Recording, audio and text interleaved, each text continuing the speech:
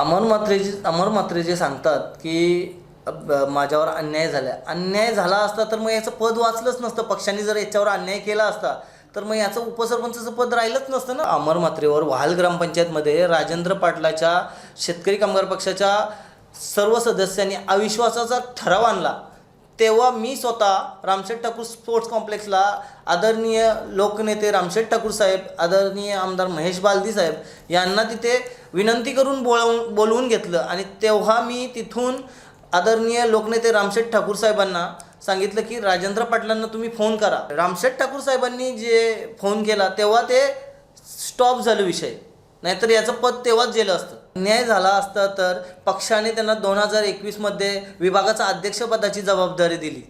पक्षाने त्यांना 2017च्या निवडणुकीत 5 वर्ष जवळजवळ उपसरपंच पद भूषवला त्यांनी. त्या भारतीय जनता पार्टीच्या माध्यमातूनच भूषवला. आणि ते आता सांगतात की लोकांमध्ये की माझ्यावर अन्याय झाला. आणि दुसरी गोष्ट म्हणजे अशा भरपूर लोकांना, आमच्या भारतीय जनता पार्टीच्या कार्यकर्त्यांना अरेवारीची उत्तरे देणे हे पक्षाच्या कुठेतरी लक्षात आले, म्हणून यांना पक्षाच्या पदावरून उतरवण्यात आलं. बदल हा कालानुसार होत असतो.